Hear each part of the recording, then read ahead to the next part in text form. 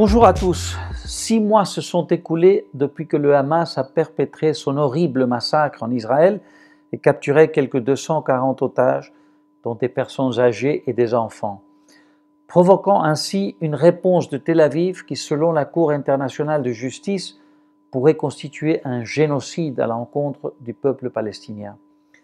Je fais référence aux 33 000 morts, 75 000 blessés et 1,7 million de personnes déplacées qui survivent dans des conditions infrahumaines à Gaza, une tragédie humanitaire dont les proportions semblent inconcevables dans le monde du troisième millénaire.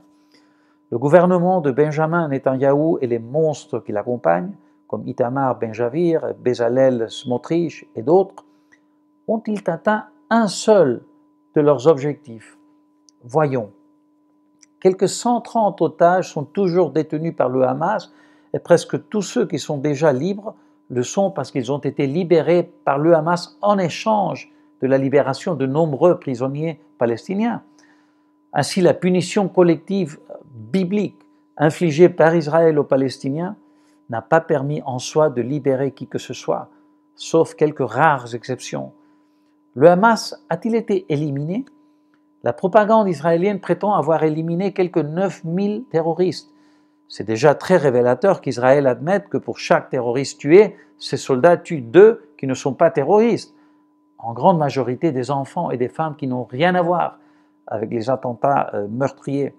Mais récemment, un nombre croissant de témoignages, y compris ceux de commandants et de soldats israéliens eux-mêmes, ont jeté un sérieux doute sur ces affirmations. Par exemple, le rapport d'enquête du journaliste israélien Janif Kubovich, basé sur ces témoignages, indique qu'Israël définit comme terroriste toute personne qui entre dans une zone considérée comme une zone d'action du Hamas, une grande partie du territoire d'ailleurs. Par conséquent, sur ces 9000 terroristes, il est probable qu'une minorité d'entre eux soient vraiment des terroristes du Hamas. D'autre part, Israël a déclaré au début qu'il avait planifié très méticuleusement l'avenir, ce qui est essentiel pour garantir la sécurité d'Israël. Mais Netanyahou vient d'admettre que ce n'était pas le cas, affirmant qu'il n'était pas intéressé à parler de ce qui se passera ensuite. Cela invalide implicitement l'objectif d'éradiquer le Hamas de la surface de la terre, car cela signifie que l'idée de Netanyahou est une guerre perpétuelle, à moins qu'il n'envisage de tuer les 1,7 million de personnes qu'il a forcés à vivre comme des animaux entassés dans le sud de la bande de Gaza. Sinon, laisser des centaines de milliers de Palestiniens en vie sous le contrôle indéfini des soldats israéliens signifie en faire des cibles permanentes pour tous les Palestiniens qui ont subi la macabre punition collective perpétrée contre les habitants de la bande et voudront un jour se venger, ou pour les Palestiniens en dehors de la bande de Gaza qui monteront sûrement des actions de guérilla. Troisièmement, Netanyahou a-t-il réussi à unifier le peuple israélien en face du danger? Il a plutôt réalisé ce qui semblait impossible. Il a ouvert une brèche encore plus profonde entre les uns et les autres que celle provoquée avant les attentats criminels du 7 octobre et la réponse génocidaire, par la campagne de démolition de Netanyahou contre les institutions judiciaires devant lesquelles il est accusé, ne l'oublions pas, dans 3 procès et qui le conduiraient sûrement en prison s'il ne s'accrochait pas comme ça au pouvoir. Il suffit de voir les immenses manifestations d'Israéliens réclamant des élections anticipées pour s'en convaincre. 50% des Israéliens qui se déclarent de droite et 40% de ceux qui ont voté pour lui, sans parler du reste du pays, demandent son départ immédiat et la convocation de nouvelles élections.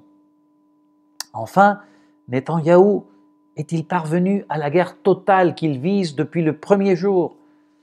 Il a montré des signes de volonté d'entraîner le Liban et plusieurs autres pays dans une guerre totale, parce que plus le rayon de la conflagration est grand, plus il a de chances de survivre au pouvoir et d'éviter comme ça les procès pour corruption et l'obligation de rendre des comptes pour le 7 octobre, le pire échec de la politique de sécurité d'Israël depuis le Yom Kippour en 1973. Netanyahou se vante dans des vidéos privées qui ont été révélées de manière embarrassante pour lui, de jouer les Américains comme des enfants stupides.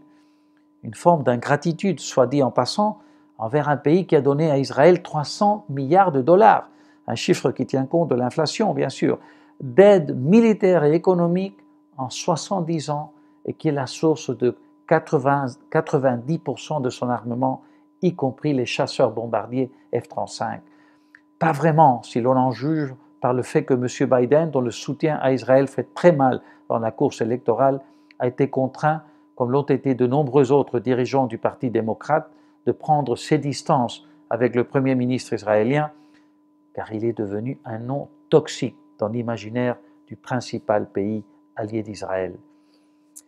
Le leader maroniste libanais Naguib Azouri a déclaré en 1905, alors qu'il était fonctionnaire ottoman, que les deux mouvements naissants à l'époque, celui de la nation arabe et celui de ceux qui voulaient reconstruire l'ancien royaume d'Israël, étaient destinés à se faire la guerre jusqu'à ce que l'un vainque l'autre.